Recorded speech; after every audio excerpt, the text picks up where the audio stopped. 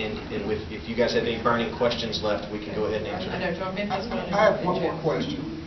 And look, we have what we have, and we're going to work with it. We're a resilient community. You know, we're used to being treated this way, and I don't mean that in a bad way, but we're isolated. I mean, we grew up out here. We know what it's like. The question that's burning on a lot of these minds is, what's going to happen in 2 years? And I guess the underlying that question is, I keep hearing, well, the population growth is along the I-35 corridor from the Metroplex to Laredo, the Rio Grande Valley. Have you run numbers to see what we can anticipate in terms of if we keep it to 225 or the 245 or whatever number you have? Where are we going to be in 2 years, and are we going to be sitting here facing the same problem 2 years? Yes, we discussed that more than anything else in our office. And the difficult thing for us is there are too many variables that are unknown that we don't control. How many new schools are going to be added? We anticipate 20 to 25. But as you know, Texas as a state adds a Fort Worth ISD in students every year.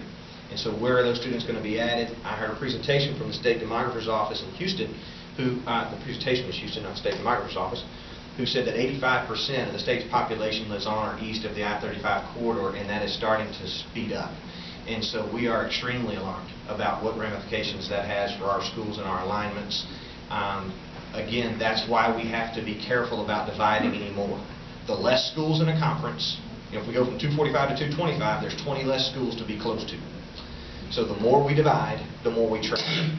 We just have to consider that. And we have superintendents who have drastically ranging opinions on that.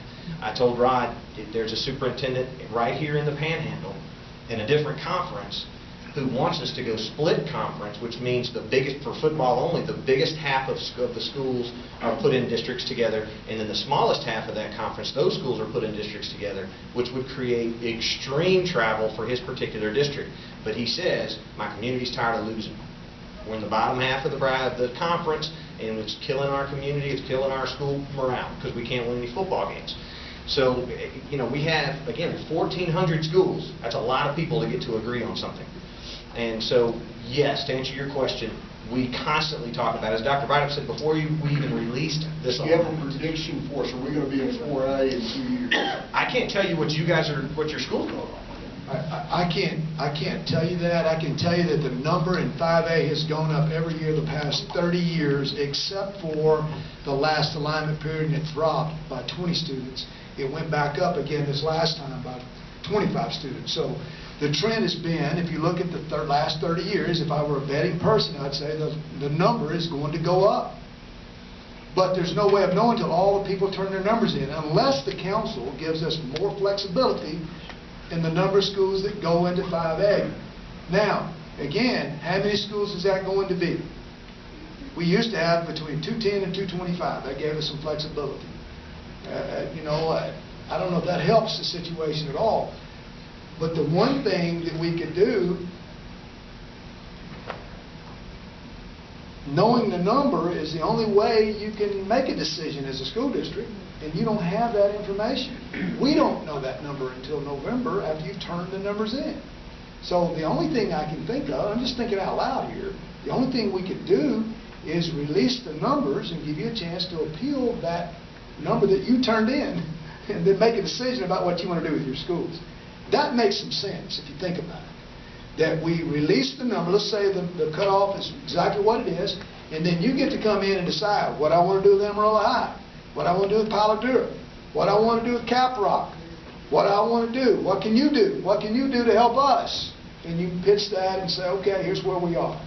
I think, again, it's going to be most difficult for you to ever convince anybody to let you opt down unless there's some specific number, and I don't think they're going to ever. I mean, what if we were saying that?